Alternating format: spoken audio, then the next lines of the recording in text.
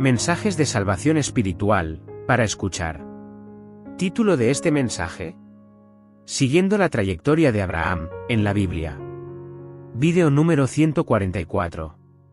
Siguiendo la trayectoria de Abraham, es una serie de vídeos, en la cual se detalla lo que la Biblia enseña acerca del patriarca Abraham, desde el capítulo 11 de Génesis, hasta el capítulo 25. Y a partir de Génesis 12:1, hemos estado analizando versículo por versículo.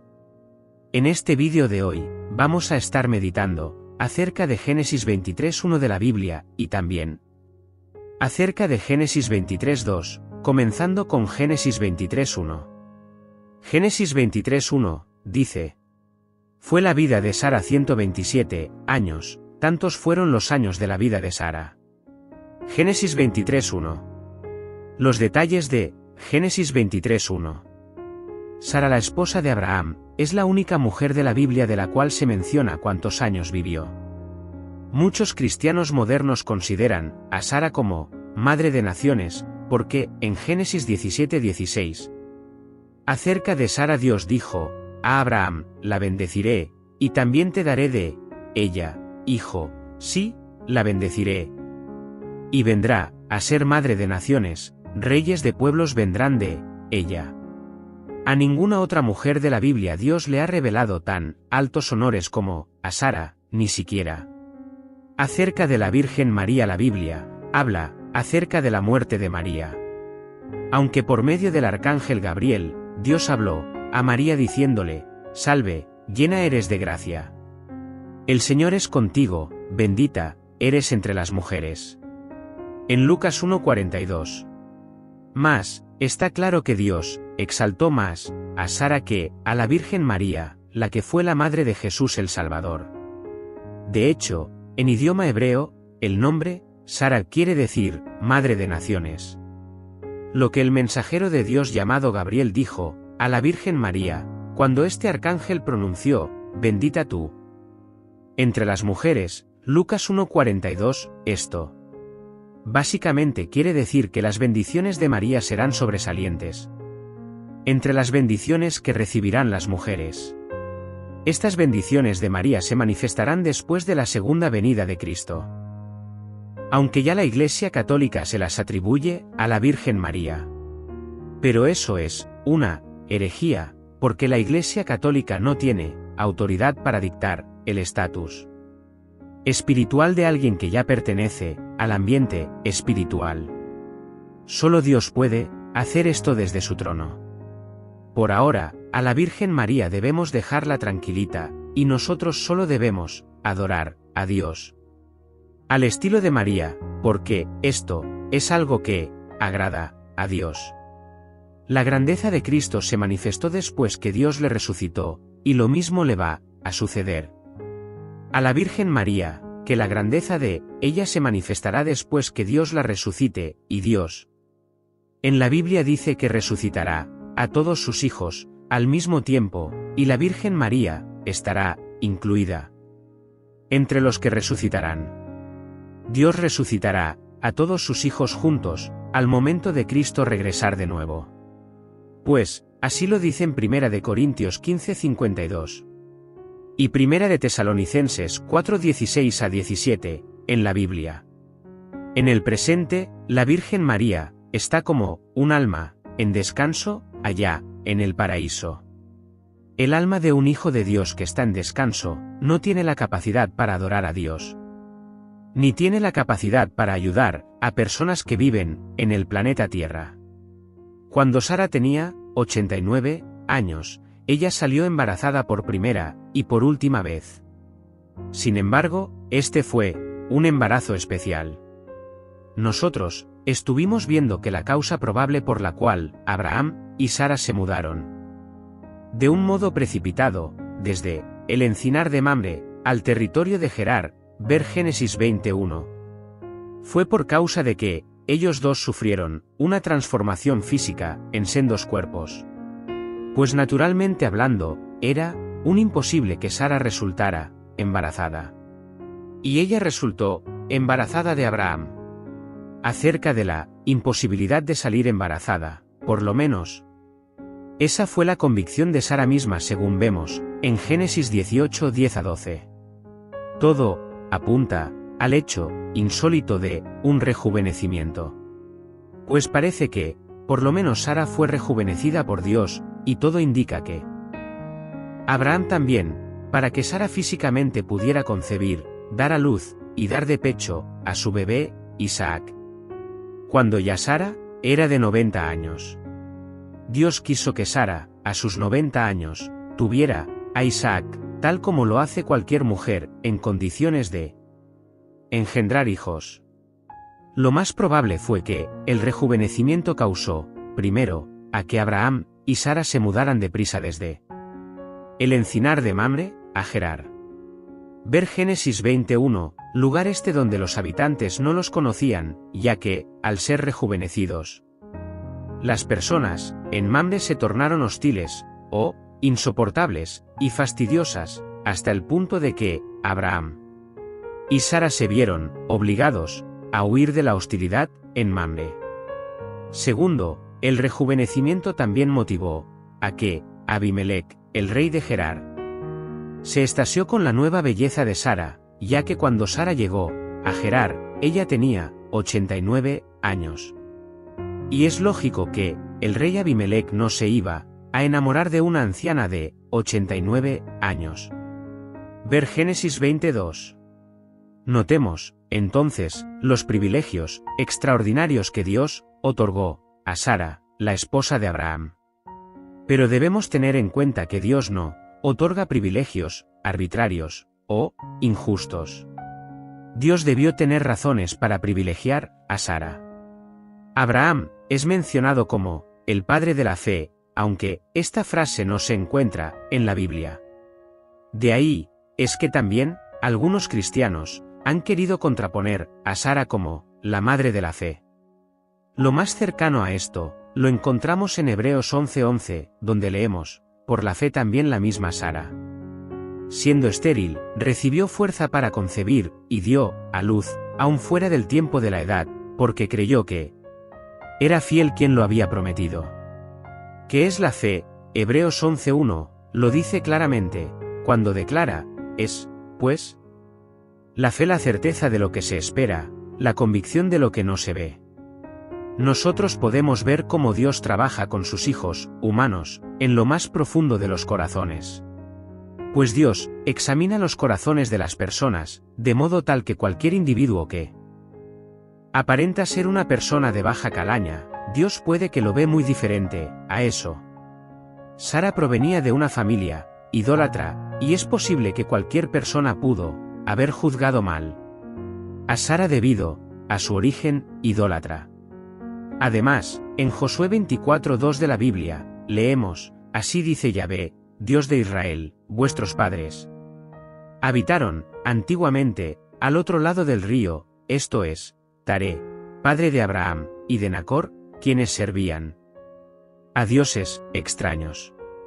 Entonces vemos cómo Dios transformó la vida de Sara, a través de la fe, pues, a pesar de que ella descendía de una familia idólatra, ella fue convertida en una mujer creyente en Yahvé.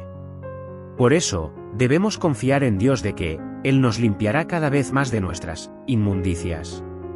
Sara es la primera mujer cuya fe se nos muestra para que la observemos y la usemos como ejemplo, específicamente en su función de mujer casada.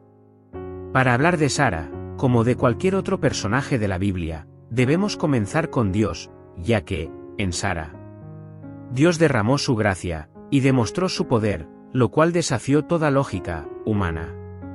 Dios escogió a Sara para que ella sea la portadora del hijo de la promesa, el cual fue Isaac, de donde vendría el Mesías prometido. De ahí es que vemos que Dios convirtió a Sara de una mujer estéril y avanzada en edad a una mujer fértil, engendradora de un hijo. Como ser humano que Sara era, nosotros podemos ver muchas de sus debilidades. Ella mostró impaciencia, pues ella pidió a Abraham que le diera un hijo a través de su criada llamada Agar, porque Sara era estéril. Después Sara trató mal a Agar cuando ésta estaba embarazada portando en su vientre al bebé Ismael, y cuyo papá de la criatura era el mismo Abraham por petición de Sara. Sara también se rió dominada por la lógica de que naturalmente ella no podía tener un hijo. Y sus risas ocurrieron cuando ella escuchó lo que Dios hablaba con Abraham acerca de que Sara iba a tener un hijo. Ver Génesis 18:12. Pero dejando todo esto, y otros detalles más, a un lado, vemos que Dios decidió que Sara fuera recordada como 1. Una mujer de fe, 2. Una mujer digna de imitar, 3. Una mujer que obedecía a su esposo, 4. Una mujer que trató siempre bien a su esposo. La fe real y verdadera hace una gran diferencia en la vida de la mujer creyente. Pues, primero, ella misma tiene la protección de Dios, segundo, a su esposo lo ayuda a seguir adelante, y tercero, sus hijos tienen la bendición y la protección de Dios. Hermanos míos, hasta aquí con Génesis 23:1. Ahora vamos a meditar acerca de Génesis 23:2. Este versículo dice, y murió Sara en Kiriat Arba, que es Hebrón, en la tierra de Canaán. Y vino Abraham a hacer duelo por Sara y a llorarla. Génesis 23:2. Los detalles de Génesis 23:2. Uno se puede imaginar que después del nacimiento de Isaac, Abraham y Sara vivieron una relación matrimonial muy cercana y feliz. Algunos cristianos han pensado que la experiencia del sacrificio de Isaac en el monte Moría contribuyó a la muerte de Sara, pero ella murió unos 4 años después de ese evento, y en la Biblia no hay indicaciones de que la muerte de Sara esté relacionada con ese acontecimiento de obediencia a Dios. Además, Dios no es un ser que con sus actos, él genera secuelas negativas a una persona, y mucho menos sin una razón para que ocurran. Pero se puede especular que Dios deseaba revelar que Abraham y Sara disfrutaron de su matrimonio durante 37 años después del nacimiento de Isaac. Esto significa que Sara tuvo suficiente tiempo para dar una buena crianza a Isaac y prepararlo para casarse varios años después del evento en Moría. Génesis 23:2 sugiere que Abraham estaba ausente cuando Sara murió, porque, al final, Génesis 23:2 dice, y vino Abraham a hacer duelo por Sara y a llorarla.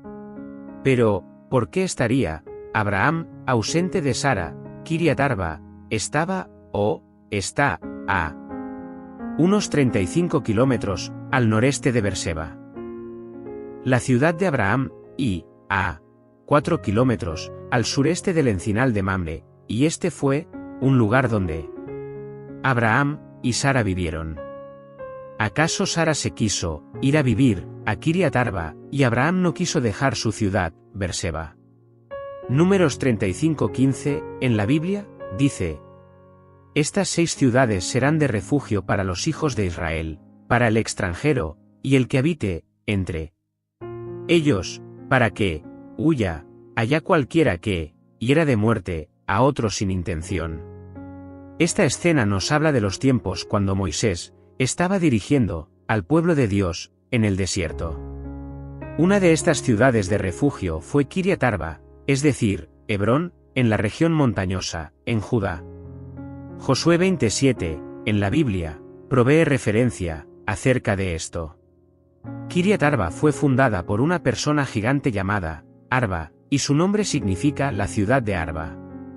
Al principio de su fundación, hubo un tiempo cuando este pueblo fue llamado la ciudad cuadrada, o ciudad del 4, cuando este lugar era gobernado por el rey gigante que la fundó. Cuando este rey, en un conflicto bélico, fue derrotado, el nombre de Kiriat Arba fue cambiado a Hebrón. En la actualidad, Hebrón pertenece a Cisjordania.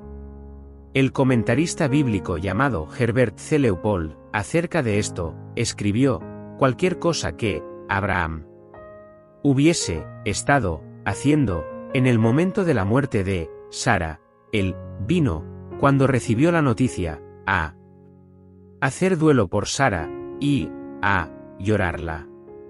La expresión, él vino, difícilmente pudo usarse si Abraham hubiese estado presente con ella en el momento de su muerte. Abraham no solo se acercó a hacer duelo, que era el modo oriental acostumbrado de expresar pena, sino que también era la expresión natural de una profunda y sincera tristeza de parte de Abraham. En cuanto a la muerte y sepultura de Sara, en primer lugar, debemos notar que fue la de una mujer creyente. Ver 1 de Pedro 3, 5-6. A Sara se la considera como la madre de las mujeres fieles, tal como Abraham fue el padre de los hombres fieles. Podemos asumir que Sara murió poseyendo la fidelidad de una verdadera seguidora de Yahvé. Sara era una creyente genuina, y como tal, hubo de esperarse que muriese con la confianza de que partiría a la presencia de Dios. En segundo lugar, la muerte de Sara fue la de una compañera de muchos años. Sara y Abraham habían estado casados por muchos años, y habían experimentado muchas situaciones difíciles juntos. Quizás, la única excepción fue el ofrecimiento de Isaac en el monte Moria, pues, hay que entender que Sara no estaría de acuerdo en que su único hijo fuera sacrificado en un holocausto. No hay duda de que la muerte de Sara fue una gran prueba para Abraham. También, no hay duda de que Sara fue una mujer extraordinaria. Su carácter como esposa fue indiscutible. Ella fue fiel a Abraham en todo momento, y como madre cuidó a su hijo, Isaac, hasta que ya no pudo más, pues hay que esperar que a Sara le llegó la ocasión cuando el alma de ella se estaba preparando para irse al lugar donde reposan los hijos de Dios. Sara fue el instrumento escogido por Dios para dar a Abraham el hijo de la promesa. Así como la Virgen María fue el instrumento escogido por Dios para que de ella naciera Jesús, el Salvador. Ver Hebreos 11:11. Génesis 23:2 dice, vino Abraham a hacer duelo por Sara, y a llorarla. En la Biblia no se especifica dónde estaba Abraham cuando Sara murió, lo que claramente dice es que Abraham hizo duelo por Sara, y que lloró a su esposa. También es posible que para cuando Sara murió, Abraham estaba habitando en una tienda y Sara en otra tienda, y, al enterarse, Abraham, acerca de la muerte de Sara, él fue a hacer endecha por ella. Cuando los hijos de Jacob, el nieto de Abraham, vendieron a José en Canaán, Jacob sospechaba cada vez más que la desaparición de José fue causada intencionalmente por sus otros hermanos. A pesar de que ellos alegaban que José fue devorado por unos lobos. Las sospechas de Jacob se hicieron cada vez más intensas, hasta el punto de que Jacob ya no podía aguantar la presencia de los 10 hijos de los cuales él sospechaba que algo muy siniestro y malo ellos le causaron a José. Entonces Jacob construyó una pequeña vivienda apartada y a cierta distancia de su familia para vivir separado de sus hijos. A esta vivienda la llamaron la cabaña de la tristeza. ¿Acaso por alguna razón, Abraham quiso vivir separado de Sara y de Isaac, de todo modo? Génesis 23:2 parece indicar que Abraham se trasladó de un lugar a otro para endechar, lamentar la muerte de su querida esposa Sara. En este versículo de Génesis 23:2, es la primera vez que la Biblia menciona que un hombre lloró, pero hay lecciones que debemos aprender de este acontecimiento.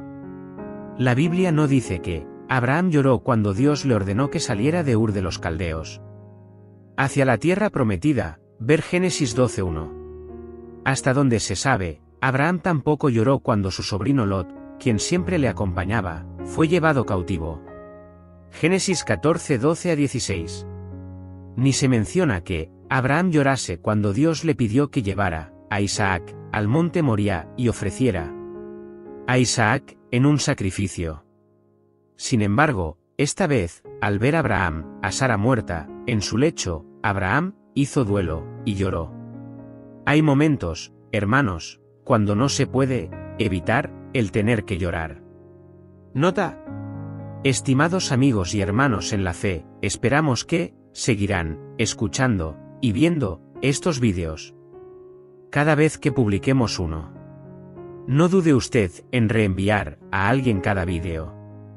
Nosotros no comercializamos, ni ganamos dinero con estos vídeos. Ni recibimos, ni aceptamos ofrendas, ni diezmos. Estamos en una guerra, la cual no es física, y por eso no se puede ver ni sentir. O sea, estamos en una guerra espiritual, y esta guerra fue iniciada por Satanás. Este ser maligno se apodera de la mayoría de las almas humanas. Por eso, en Mateo 7:14 de la Biblia, nuestro Salvador Jesús dice que pocas personas hallan el camino y la puerta que conducen al reino espiritual de Dios y de Jesucristo. Si usted reenvía estos vídeos, usted contribuye a salvar almas para que no sean víctimas de Satanás. Manténgase usted mismo en la ruta hacia el reino de Dios y ayude a otros a entrar al reino de Dios, así como usted desea entrar. Que Dios bendiga a usted muy ricamente.